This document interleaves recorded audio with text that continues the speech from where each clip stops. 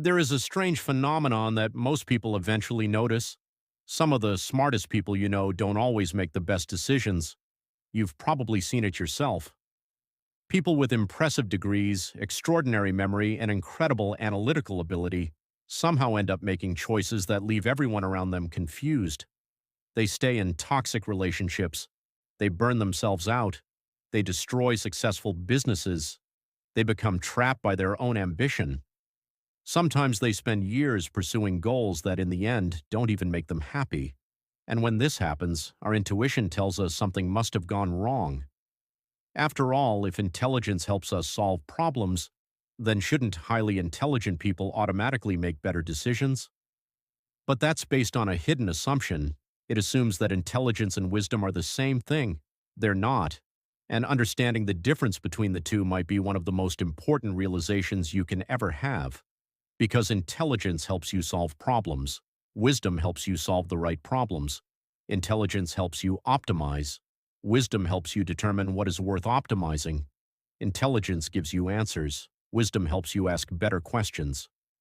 And over the last decade, one of the things I've found most fascinating is that many high-performing people spend years developing their intelligence but almost no time deliberately developing wisdom.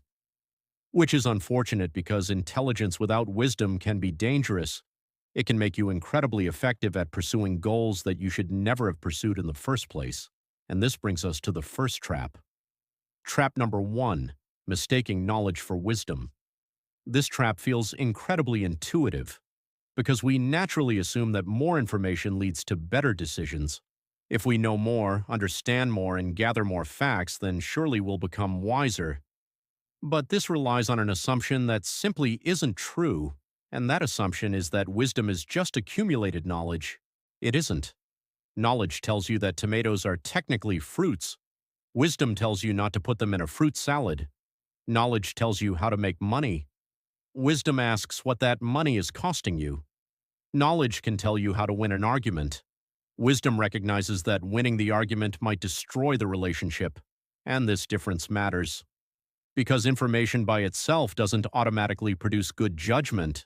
In fact, sometimes the opposite happens. The more intelligent someone becomes, the easier it is for them to justify poor decisions. They become experts at defending themselves, experts at rationalizing, experts at explaining why they're right. But being able to explain something doesn't necessarily mean you're seeing it clearly, and this is why intelligence can sometimes become a liability. Because intelligent people often trust their thinking more than they should. They assume that because they are capable of understanding complex ideas, they are also capable of seeing their own blind spots. But blind spots are blind spots precisely because we cannot see them, and history is full of brilliant people who are completely wrong. Not because they lacked intelligence, but because they lacked wisdom. Wisdom isn't the ability to know everything. Wisdom is recognizing the limits of what you know. It's understanding that being intelligent doesn't exempt you from bias, ego, emotion, or self-deception. In fact, one of the characteristics that consistently appears among genuinely wise people is intellectual humility. Not insecurity, not lack of confidence. Humility. The willingness to say, I might be wrong. I don't know. Perhaps there's something I'm missing. And interestingly, this doesn't make people weaker thinkers. It makes them stronger thinkers, because certainty closes the mind. Curiosity keeps it open.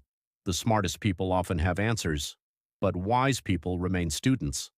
And that's because wisdom isn't about possessing information. It's about possessing perspective. And perspective changes everything, because sometimes the greatest mistake isn't failing to find the answer, it's asking the wrong question.